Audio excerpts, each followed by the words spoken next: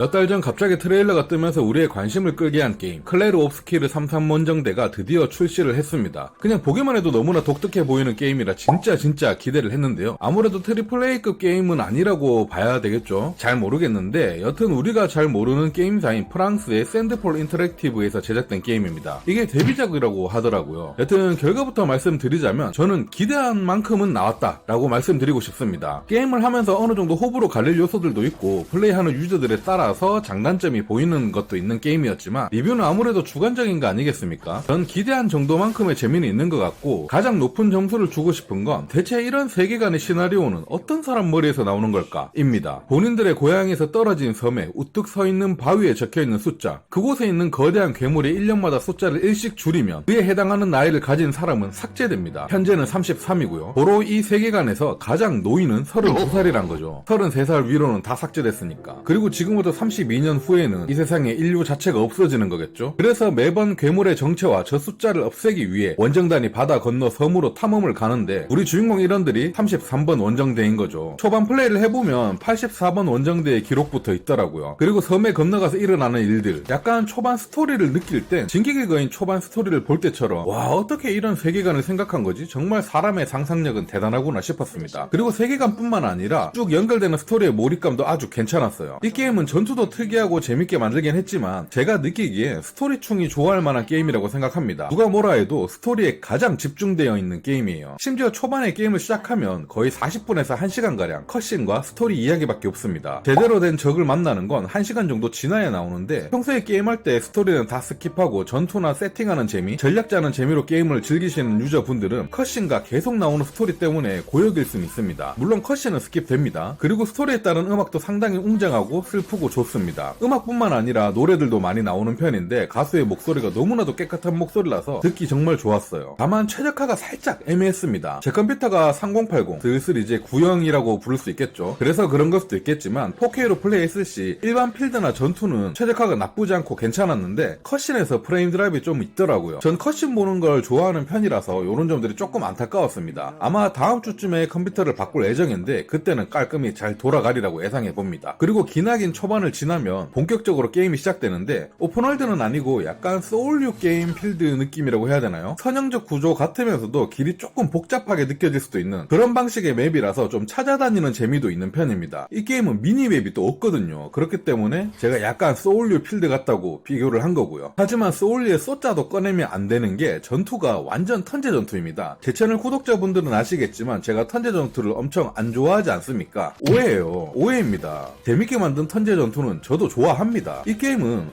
우리가 알고 있는 게임을 예로 들어보자면 페르소나 5 같은 방식의 턴제 전투인데 하지만 거기에 독특한 것을 넣어뒀는데요. 턴제 전투지만 공격할 때 타이밍 맞춰서 버튼을 입력하면 더 강한 공격이 나가고 방어할 때 회피나 패딩은 내가 직접 해야 합니다. 이게 타이밍이 생각보다 쉽지 않습니다. 그래서 재미가 더 쏠쏠하기도 하고요. 보통 턴제 게임은 무조건 나 한 방, 너 한 방인데 이 회피 패딩 시스템으로 인해서 진짜 초고수들은 그 어떤 보스와 싸워도 노 데미지 클리어가 가능할 것 같습니다. 그리고 회피를 못하면 엄청 아픈 녀석들도 많아서 이 방어 컨트롤에 따라서 난이도가 정말 천차만별이 되는 경험을 하실 거예요. 그래서 턴제 전투를 싫어하시는 분들도 의외로 재밌게 할 수도 있을 것 같습니다. 일단 저는 전투 괜찮았습니다. 다만 트레일러에서 봤을 땐 타격감 같은 게 정말 끝내줄 것 같았는데 그냥 적당했어요. 나쁘지도 않고 엄청 쩔지도 않는다는 느낌 정도? 그냥 괜찮다 요 정도였어요. 그 다음으로 볼 건 캐릭터들인데요. 처음 시작할 땐 조금 이질적인 느낌도 들고 모션도 이게 맞나? 좀 이상한데? 싶었는데 계속 플레이하다 보니까 이 게임만의 특징 같은 느낌이라 적응이 잘 되었고 괜찮았습니다. 오히려 캐릭터들이 하나하나 다 개성있게 생겼기 때문에 좋았어요. 이쁜 캐릭터들만 많이 나오는 게임이더라도 얼굴은 다 똑같은 성형녀에 머리 색깔만 다른 게임들이 은근 많은데 여긴 다들 미남 미녀인데도 다 독특하게 생겨서 캐릭터 구별도 잘 되고 성격들도 각각 완전 다르기 때문에 몰입에도 아주 좋았습니다. 남주인공이 은근히 징징대는 타입이고 마법사 누님이 바바리안 같은 성격이랄까요? 여튼 캐릭터, 전투, 그래픽, 모션, 음악, 스토리 모든 것이 다 하나도 기존의 것들이 아닌 독특함 그 자체라고 해야 될 것 같습니다.